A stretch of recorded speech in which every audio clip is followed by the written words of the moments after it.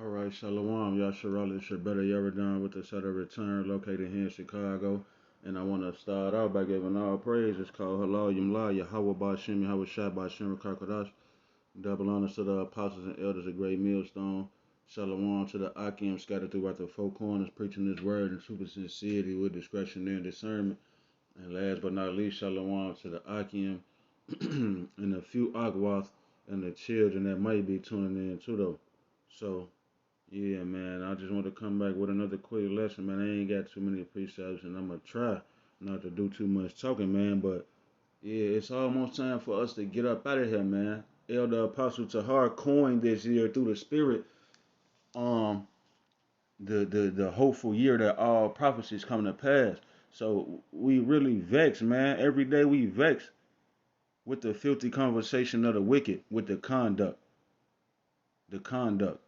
of our people. We sign and crying, man. We don't give a fuck about these heathen nations, these Gentiles, these natural Gentiles, but it's about our people living according to the ways of this present evil world and not reverting back to the ways of old, man.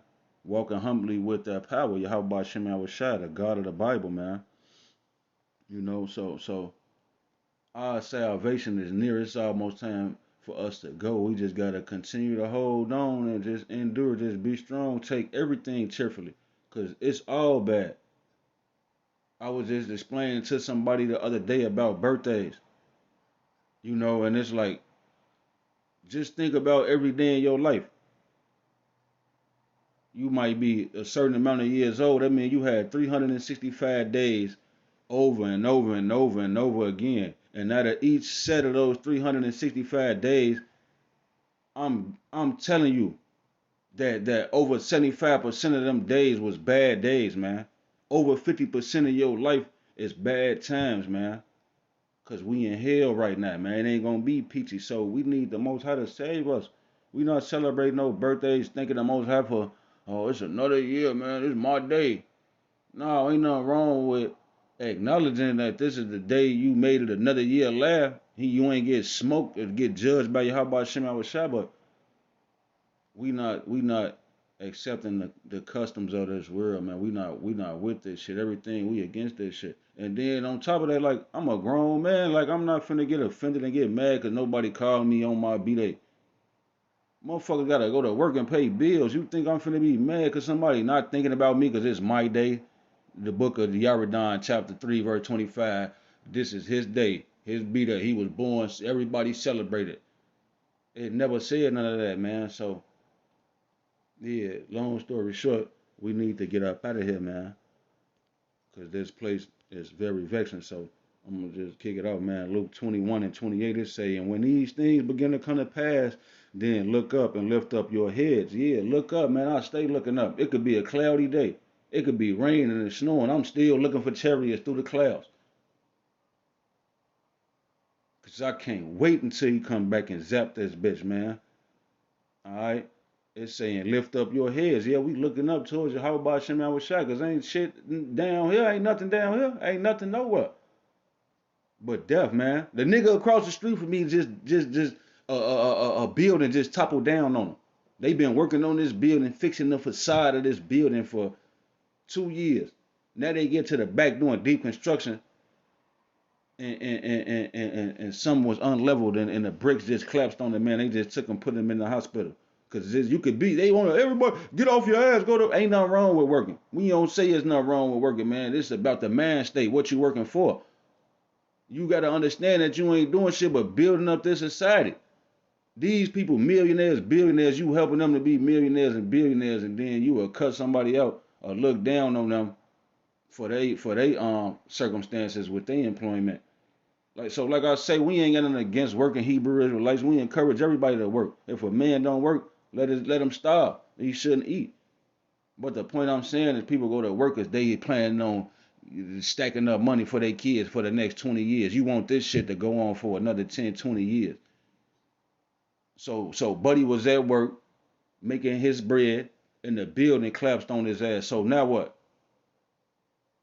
So it's just 6 billion ways to die. It's only one way to everlasting life. It say, and lift up your heads, for your redemption draweth nigh. See, Buddy looked up and saw bricks and shit coming down. Bricks and wood and spikes and shit coming down on his head. But we looking up and we looking towards the heavens for the Yahweh Ba'Shem Yahushua, man, to come get us. And he on his way back, man. All right, Romans 13:11, and that knowing the time, that now is high time to awake out of sleep, for now is our salvation nearer than when we believe. So yeah, man, when you first came into the truth, you thought Yahweh Shah was coming back that month, that week, that day, that year. It's been 10 years. But guess what? We another day closer, man, to the kingdom of our Lord and Savior, Yahweh Shem Shah, and the end of this present evil world where you got all type of fluky shit going on. Fluky people, fluky circumstances and situations. That's vexing, man. To the righteous, hopeful elect, man. So yeah, our salvation is nearer than what we believe. Why you think China got what they call China Space Force? No, it's Japan. Japan got a Space Force. The American government got a Space Force. How come they ain't been had no Space Force when Roswell and shit was happening? Why they want to get a Space Force now that the prophets is pushing this truth, telling them that Yahweh Ba'Shem Yahweh Shai coming back on so-called UFOs and spaceships, the chariots of Israel. Now they want to build and make suspense. What? I think they spent 25 trillion on the sixth branch of the American military. And that man Esau Edom, he can't escape that number 6. That's his number, 666. And 2/3 of you niggas are going to eat missile fire too. So and die by the famine and the said perils here in America. So 66.6% of you niggas, y'all on his radar too. Cause Esau know the elect gonna be saved. He know that he can't kill, destroy the Most High's elect. He know that, man. But I'm saying all this to say, keep the faith, keep your head up, man. Our salvation is nearer than when we believe, man. Like you can't look back. Like that's like bitch tendencies, man. Didn't Lot's wife look back? And the Most High zapped her ass. So there's no turning back. Isaiah 13:6, Hail ye, for the day of the Lord Yahweh is at hand. It shall come as a destruction from the Almighty. So if you ain't the elect, if you ain't the hopeful, like right now, we just hoping to be the elect. But whoever is not the elect, the day of the Lord is going to come as a destruction for you. You know, and we hoping that we are part of the number that's going to receive salvation, man. I'm going to read it again. It say, Hail ye, for the day of the Lord Yahweh is at hand. It shall come as a destruction from the Almighty. Therefore shall all hands be faint, and every man's heart shall melt. Yeah. These men that you see, the toughest nigga that you see, his heart is going to melt because he ain't going to know what the fuck going on, man. When the prophets is out here with the Bible, going through it in the snow, in the rain, in the hail, in the heat, every Saturday, every week, we telling you what the scriptures say. But when the day of the Lord come as a destruction, which is going to happen in our lifetime, you ain't going to know what the fuck going on. Your heart going to melt. And you going to die from a heart attack. It say, and they shall be afraid. Pangs and sorrows shall take hold of them. They shall be in pain as a woman that travaileth. Yeah, so you're going to be holding on your stomach like you having contractions.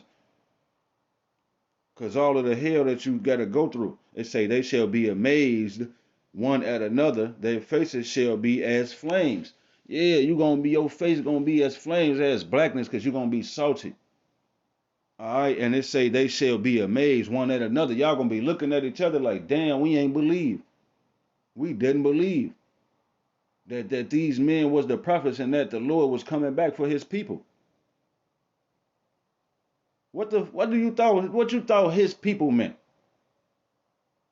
Do his people mean everybody?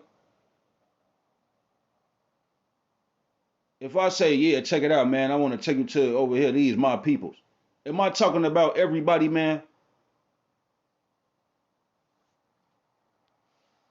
So this is the book of Wisdom of Solomon, chapter 5 and verse 2.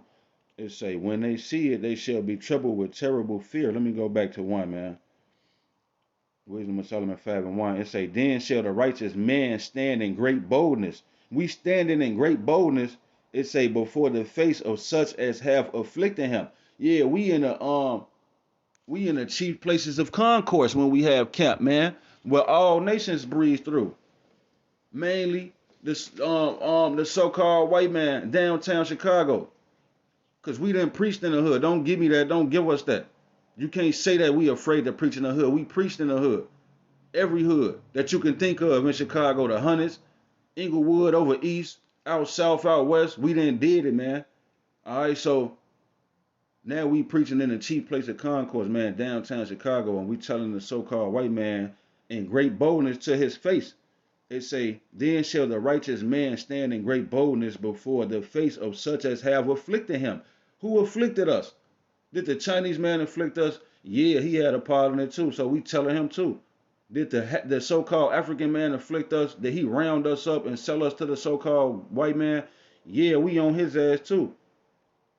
2/3 of you niggas, do y'all afflict us and vex our spirit? Yeah, so we on your ass too. But first and foremost, the so-called white man is the enemy to the Most High. So we on his ass. So we standing boldly before his face because he afflicted us. It say, and made no account of his labors. Yeah, we still arguing for reparations and 40 acres in the mule and shit. Because he ain't made no account of our labors. And we built up this economy. We built up this world. The elite banking families, J.P. Morgan, the Rothschild banking family, the DuPonts, the Bushes, all these families, how you think they got that money off cotton picking niggas, man? Blood, sweat, and tears. So they ain't made no account of our labor, so we standing bold in their face telling them they fucked up and they gonna get smoked when Yahweh Shai crack that sky. And it say, verse 2, when they see it, yeah, when all these 2/3 niggas and these heathens, Gentiles, Edomites, it say, when they see the Most High coming to save us, it say they shall be troubled with terrible fear and shall be amazed at the strangeness of his salvation. Yeah, they're going to be amazed at how strange it is and the manner of which we're being saved, man. They called it the rapture, said we was going to disappear. But we gonna get beamed up into chariots, like just like Star Trek. Beam me up, Scotty. In the chariot made out of fire, man. Chariots of fire. He gonna beam us up. And everybody who didn't believe it say they gonna be amazed at the strangeness of his salvation, so far beyond all that they look for. They never looked for UFOs to save us. They thought it was gonna be Martin Luther King, Malcolm X, and then you got 2/3 of our people. They think fucking white Jesus coming. They never thought that the Most High was going to come back in a form, his son, a black man, standing on top of a chariot. They can't receive it in their spirit because they not spiritual people, man. They carnal, fleshly people. They wasn't designed. The Most High didn't design them to receive his word. He just left their ass. It say, let the multitude perish which was born in vain. So whoever is not the elect, you was born to die. And guess what the elect gonna understand? Everything that I'm saying out of these scriptures, the elect gonna understand that, man. So some people was predestined. All right, so yeah, I just wanted to touch on that, man. Our salvation is almost on the way, and everybody else who's not a part of this thing of ours, as Apostle Gabar and my elder Malcolm would say, you're fucked. You're not a part of this thing of ours. You're not in, like on the big brother Murph say, Jeremiah, if you're not a part Psalms 91, you're fucked, man. All right, so Lord willing, this was edifying to the hopeful one. Till the next time, I'm going to bid y'all with Shalom.